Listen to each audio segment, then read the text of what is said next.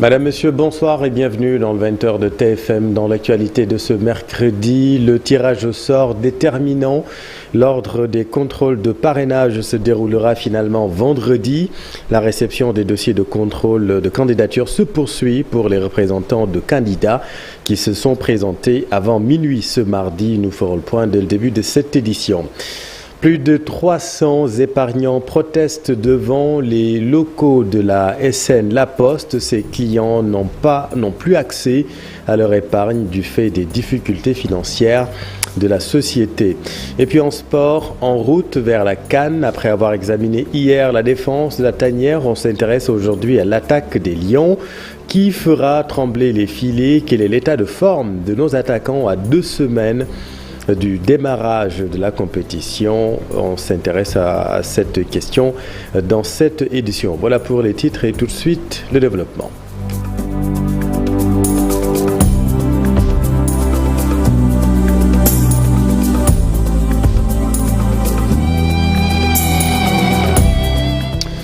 Le tirage au sort déterminant l'ordre des contrôles de parrainage se déroulera finalement vendredi prochain, le 29 décembre. La réception des dossiers de candidature se poursuit tout de même pour les représentants de candidats qui se sont présentés avant le délai de minuit ce mardi.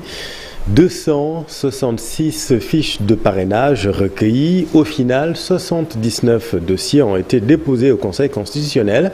Plusieurs candidats se sont finalement désistés. Quels sont les motifs? Élément de réponse d'Issa Prera Amadouba. Le candidat à la candidature, il a finalement jeté l'éponge. Abdourahmane Sow n'a pas été le seul dans cette situation. Un fait qui ne semble pas surprendre Maurice Soudieck John. Dans la forme, on pourrait dire que voilà, Abdourahmane a retiré sa candidature. Mais dans le fond, c'est une manière de constater des limites qui ont été atteintes. Certainement, les éléments du dossier de candidature ont leur importance et nous avons constaté que nous n'avons pas pu aller au-delà de 10 000 parrainages à travers le pays. Et en plus, effectivement, le montant de la caution n'a pas été au rendez-vous. Je pense que finalement on est à 77 candidats à la candidature par rapport à la pléthore de candidatures qui avait été annoncée, et donc je pense que c'est déjà un premier filtre parce que le parrainage va éliminer un bon nombre de candidats à la candidature, la caution également, et après la vérification faite par le Conseil constitutionnel, il est nécessaire, il est indiscutable qu'il va y avoir également une autre épuration, peut-être qui sera encore plus drastique. Le politologue pense même que le système de parrainage reste une bonne chose, mais estime-t-il qu'il faudrait aussi que les candidats à la candidature puissent eux-mêmes vérifier leur parrain?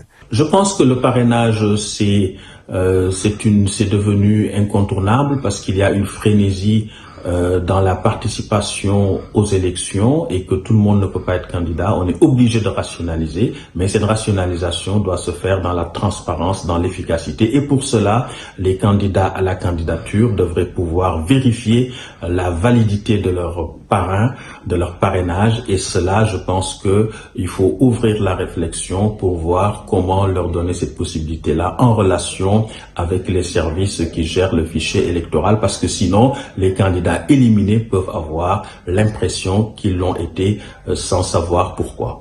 Aujourd'hui que le projet de candidature n'est plus à l'ordre du jour, Abdourahmane Sow n'a pas l'intention de supporter aucun autre candidat.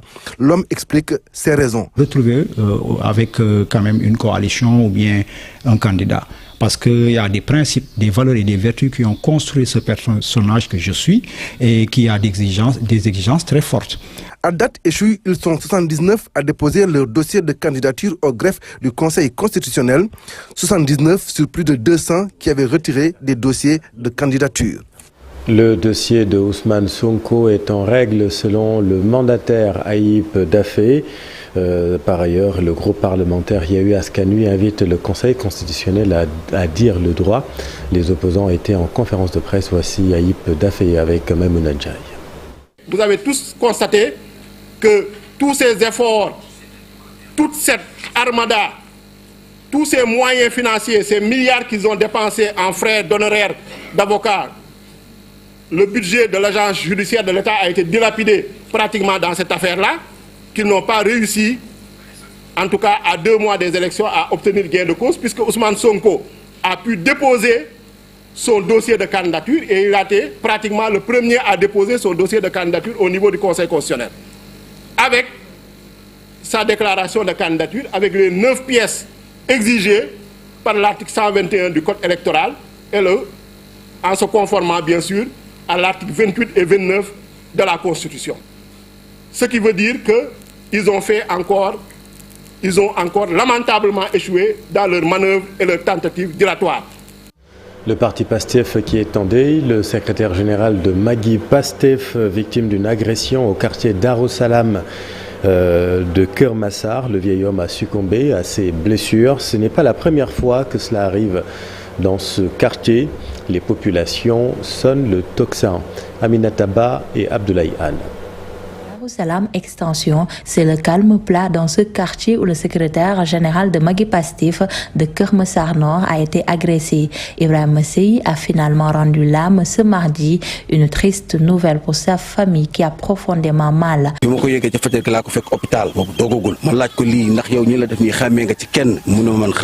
retrouvé Ibrahima Sey sur son lit d'hôpital. Il m'a dit qu'il ne reconnaissait pas les gens qui l'ont agressé, mais il a précisé que l'un des agresseurs était en cagoule. Je peux vous jurer qu'il avait de graves blessures. Cette énième agression à Darussalam Extension de Keur Massar ne laisse pas aussi indifférents les habitants qui sont dans l'angoisse. C'est vraiment dur d'être agressé. Ça fait mal et nous partageons tous ce même sentiment. Le renforcement de la sécurité qui passe d'abord par l'installation de lampadaires, une revendication du délégué de quartier. Nous souhaitons vraiment que les autorités renforcent la sécurité dans cette zone. Il y a beaucoup d'insécurité. L'éclairage public fait défaut. La gendarmerie de Keur Massar, en charge de ce dossier, poursuit l'enquête qui suit son cours. Chaque combat de lutte est un enfer pour les populations de Ndiassane dans la commune de Pikine. Selon elles, les nuisances sont multiples, mais c'est l'insécurité qui les inquiète après chaque combat notamment. Voyons tout cela avec Sorna Astou Djoufsa. Lorsque l'on habite aux abords d'un stade comme l'Arène nationale où se déroulent les combats de lutte, les habitants vivent souvent dans une ambiance particulière marquée par la crainte et la peur. À Ndiassane Pire, un quartier de Pikine Nord, après chaque combat, cette population est confrontée à des conséquences néfastes qui impactent directement leur quotidien. Nous sommes terrorisés à chaque fois qu'il y a un combat de lutte. Imaginez, on ne peut même pas aller travailler parce que nous pensons à la sécurité de nos familles. Je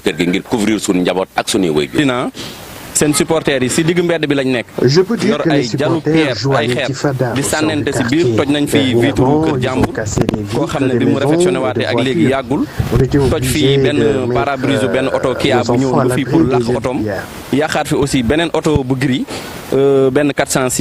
Chaque combat avec son lot de conséquences, vols, saccages et maladies causées par les lacrymogènes. D'autres habitants sont obligés de se déplacer les jours de combat pour plus de sécurité. Les grenades lacrymogènes sont lancées même dans les maisons. Dimanche passé, ils ont jeté la grenade même à l'intérieur de chez moi, alors que ma maman était malade, vous imaginez. Tout récemment, mon père a été hospitalisé et mis sous oxygène à cause des grenades lacrymogènes.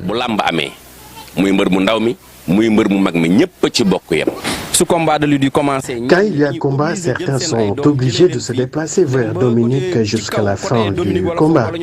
C'est vraiment désolant. Les populations d'Ndiassane Pire invitent les autorités communales et étatiques à prendre les mesures nécessaires pour instaurer plus de sécurité durant les combats de lutte afin de cesser la terreur. Nous voulons que le gouvernement discute avec la commune pour qu'il y ait des agents dans chaque quartier afin que les scènes de violence puissent être évitées.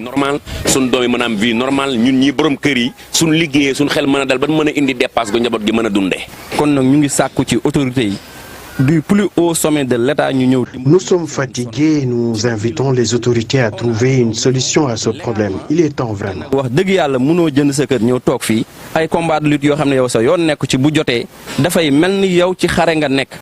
L'autre grand titre de cette édition, des clients de la Poste victimes collatérales des difficultés financières de la société. Plus de 300 épargnants ont protesté devant les locaux de la société. Ils n'ont plus accès à leur épargne du fait du bourbier financier dans lequel se retrouve la SN La Poste. Compte rendu, Fatou Bintou Conté. Venus encore réclamer leur argent, les épargnants de la Poste, ce mercredi, ils ont assiégé les bureaux de poste, empêchant les travailleurs de vaquer à leurs occupations. Une fois que nous venons ici pour réclamer notre argent, et ce ne sera pas la dernière fois. On viendra ici autant de fois possible, parce qu'on ne peut pas concevoir. À chaque fois qu'on vient ici, alors le directeur n'accepte pas en fait de nous recevoir. Alors que c'est ici qu'on venait pour épargner notre argent, alors qu'on nous accueillait à bras ouverts. C'est pas du tout normal. C'est pas du tout normal que, en fait, c'est pas du tout normal que nous épargnons ici notre argent, venir ici pour les chercher, sans au préalable les percevoir. Alors, on est là, nous ne sommes pas des commandeurs, nous sommes plutôt des victimes de la Poste pour réclamer notre argent. Ces épargnants réunis en collectif courent derrière des centaines de millions depuis 3 ans. Alors, actuellement, on ne peut pas chiffrer le nombre exact parce qu'en fait, les épargnants sont proportionnels une personne à une autre. Moi, j'ai des millions, mon camarade a 5 millions, d'autres à 12 millions, d'autres à 20 millions. D'être l'agneau du sacrifice de la Poste et réclament leur dû. Nous ne serons pas acceptés. Alors, en tout cas, nous n'allons pas accepter d'être en fait l'agneau sacrifice de la Poste. S'ils ont des problèmes, ils n'ont qu'à régler ça entre eux et donner les épargnants notre argent. En tout cas, ils comptent revenir autant de fois. L'essentiel est que la Poste leur reverse leur épargne. Saisie importante par la brigade d'hygiène de Keur Massar. Il s'agit de produits corrompus, périmés et toxiques. Lieutenant Omar Diaw, chef de la brigade d'hygiène de Keur Massar, revient sur cette saisie importante avec Abdoulaye Patéan. Cette saisie, elle a été opérée dans un établissement recevant du public. Et ce sont des produits corrompus, périmés, toxiques, qui hébergent des micro-organismes pathogènes. Leur consommation pourrait conduire à une toxi-infection alimentaire liée à une symptomatologie digestive. N'est-ce pas? Donc, la marchandise en tant que telle, elle est périmée depuis environ 3-4 mois. D'autres sont périmés depuis bientôt 6-7 mois. Donc c'est une valeur totale estimée à 50 millions et d'un poids de 54 tonnes qui ont été saisies durant le week-end. Et je dirais aux populations d'être beaucoup plus vigilants. Parce que de temps en temps, on voit le phénomène s'agrandir. Il y a des gens mal intentionnés qui vendent des produits impropres à la consommation aux populations. C'est d'être vigilant, de vérifier les dates avant d'acheter. L'autre chose que je voulais vraiment que les populations sachent, que nous sommes là pour eux. Qu'ils aient l'aimabilité au moins de nous informer quand ils voient quelque chose d'anormal. On ne peut pas être partout, mais il faut une collaboration, il faut que nous ayons la culture de la dénonciation pour au moins qu'on aille de l'avant. Bambey, plus de 2 millions de produits alimentaires impropres à la consommation incinérés ce mercredi par le service départemental de l'hygiène. C'est une saisie effectuée à travers les différents commerces du département.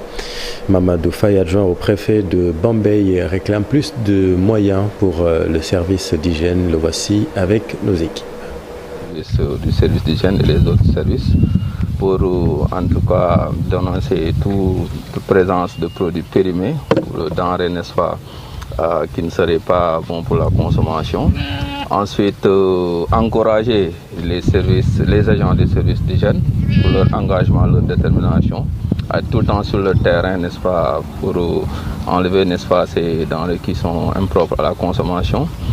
Et peut-être appeler toutes les populations du département de Bambey à collaborer encore plus, parce que ce qu'ils font, c'est un peu garantir, n'est-ce pas, la sécurité sanitaire des populations. Et puis, c'est des denrées d'une valeur à peu près de 2 490 000 qui ont été saisies. Bon, dépourvus de moyens, je dirais pas, mais il faut le dire, ils sont dépourvus quand même de moyens logistiques. Nous avons tous constaté quand même l'état du véhicule, le service départemental, et en tout cas nous avons rendu compte. Et nous continuons quand même à faire le plaidoyer, compte tenu du fait qu'ils font un excellent travail sur le terrain, et il faudrait qu'ils soient renforcés en moyens logistiques. Parlons enseignement, les enseignements en présentiel à la faculté des lettres et sciences humaines de l'université Cheikh Anta Diop de Dakar, des enseignements en présentiel du second semestre de l'année universitaire 2022 et 2023 auront lieu du 3 janvier 2024 au 31 janvier 2024.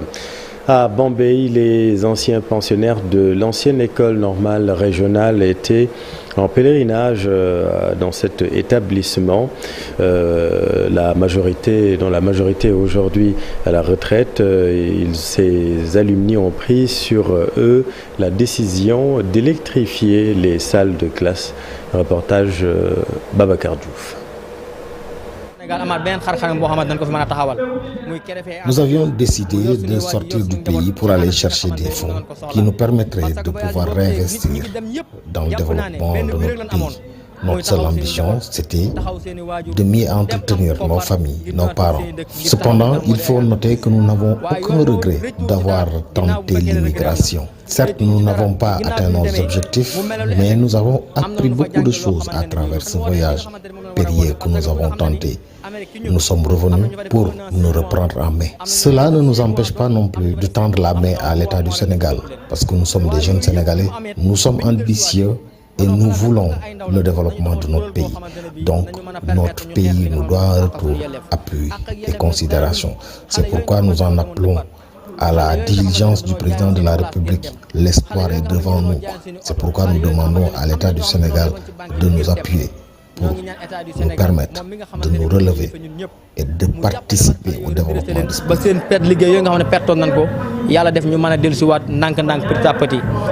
Transport BRT en Seine, le bus Rapid Transit va participer à la fluidité du transport dans la capitale.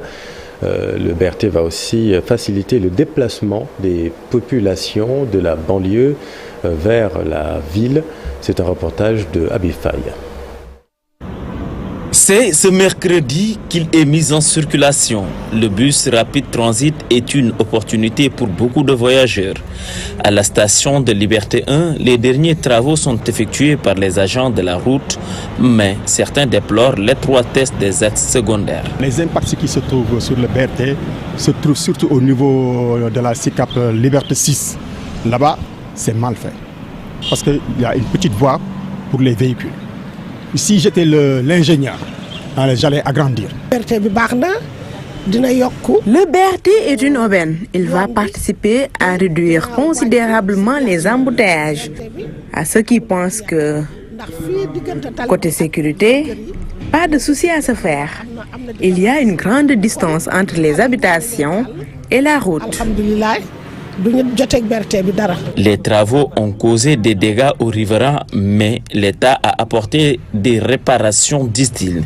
Cependant, le BRT est un trésor à préserver, selon eux. En plus, le gain de temps est énorme. Vous gagnez plus de temps, même si on dit que c'est un peu cher aussi, ça vaut le coup. Les matériels un peu cassés, mais ils sont venus pour réparer ça aussi. Ils nous avaient avertis avant les travaux. Après, ils sont venus pour constater les dégâts. Le BRT va participer à la fluidité du transport et va aussi faciliter le déplacement des passagers. Ça sera plus facile pour nous de se déplacer, pour aller à Guédiawaye, pour aller en ville. Ça sera plus rapide. Tu n'auras plus de problème de transport. Parce qu'actuellement, avec le transport, c'est très difficile. C'est très difficile. Je crois aussi qu'il y a une plateforme où tu sauras à quel moment vient le bus, à quel moment. Tu auras toujours le temps de faire ce que tu veux et aller à tout moment. Les chauffeurs qui enfreignent les règles, ça c'est de l'indiscipline totale. Parce que tu ne peux pas avoir la voie on te dit, on te trace une voie de passer par là, tu refuses de passer.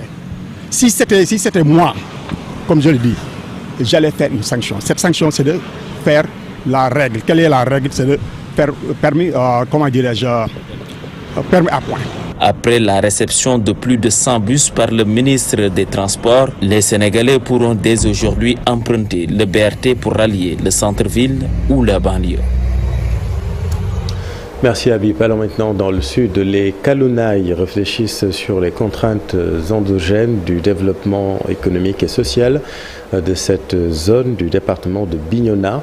L'absence d'équipements agricoles pour les organisations de producteurs et les difficultés d'accès au financement consacrés aux producteurs sont identifiés comme facteurs bloquants.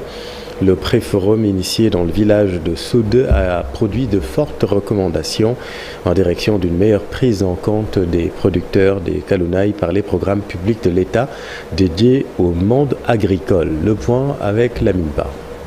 Les Kalounaï, c'est cette vaste contrée du département de Bignona au riche potentiel agricole. Mais ce potentiel peine à s'exprimer du fait du faible taux de dotation en équipement agricole et l'accès quasi nul des organisations de producteurs au financement public dédié au monde rural. Nous avons des ressources forestières, nous avons de l'eau, nous avons de la terre, mais malheureusement inexploitées. Par exemple, aujourd'hui, au niveau des Kalounaï, nous avons un sérieux problème de matériel agricole. Par exemple, pour 24 villages que compte la commune de Wong, nous n'avons qu'un seul tracteur. Nous n'avons pas d'unité de post-récolte telles que les moissonneuses, les batteuses, les décortiqueuses entre autres. Nous en avons besoin. Donc c'est cet état des lieux-là que nous voulons exposer aux yeux de l'autorité, que nous voulons soumettre à l'autorité pour que quand ils vont venir au cours du forum, qu'ils viennent avec des solutions. Ce diagnostic est dressé à l'occasion du pré-forum sur l'emploi des jeunes et des femmes des Kalounaï tenu à Souda. L'occasion saisie par les initiateurs de ce cadre d'échange pour exhorter les pouvoirs publics à doter les Kalounaï d'équipements agricoles. Donc l'idée c'est de faire ressortir toutes ces opportunités que nous avons ici dans la région, mais également de décliner les Dieu merci nous avons de l'eau. Maintenant ce qui reste c'est de renforcer les unités de transformation comme je viens de le dire, des tracteurs pour qu'on puisse vraiment produire et permettre aux jeunes de rester dans leur terroir et de pouvoir bénéficier de l'avantage que nous offrent vraiment les ressources que nous avons dans les Kalounaï.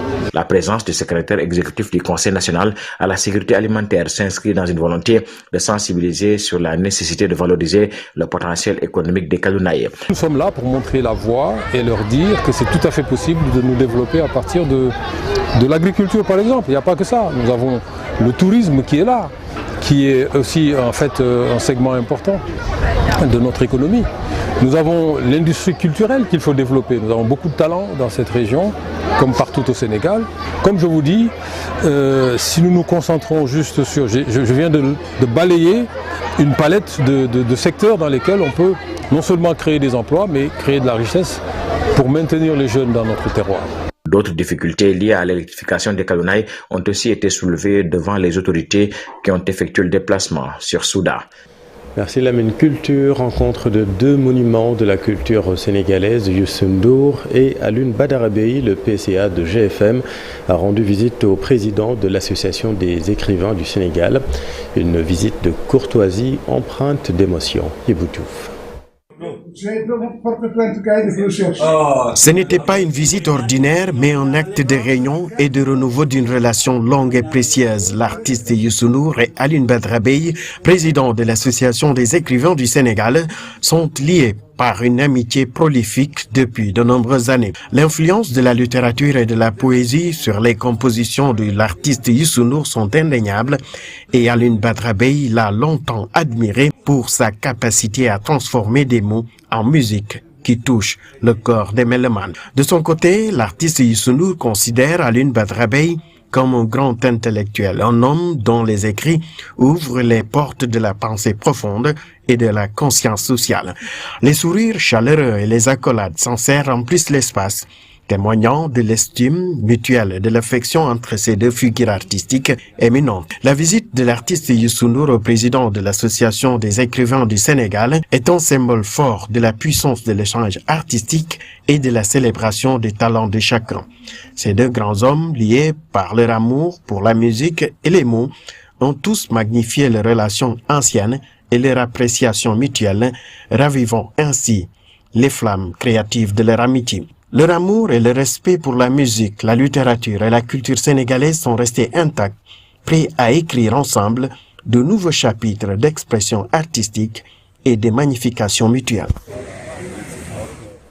Dans l'actualité sportive, à J-17 du démarrage de la Coupe d'Afrique des Nations, qui va faire trembler les filets adverses à la CAN. Après avoir examiné la défense de la tanière hier, on s'intéresse à l'attaque. Quel est l'état de forme de nos attaquants? Élément de réponse dans ce reportage de Cher Sadibou Diarra. À l'exception de Sadio Mané efficace en sélection, comme en club, les autres attaquants internationaux ne tournent pas en ce moment. Ismaïla Sarr, Iliman Ndiaye, Habib Diallo ne brillent pas par des buts, alors que Boulaye Dia, qui enchaîne les blessures, est incertain pour la CAN. Une situation qui ne suscite pour autant des craintes. Mais si on a un Sadio Mané qui est à 80%, je pense qu'il faut régler notre problème. Parce que aussi, il ne faut pas oublier, c'est notre meilleur buteur, c'est aussi notre meilleur joueur. Vous savez, Sadio Mané représente 50% de notre équipe. Je pense que ça, c'est important. Souhaitons que ça continue comme ça d'ici la CAN.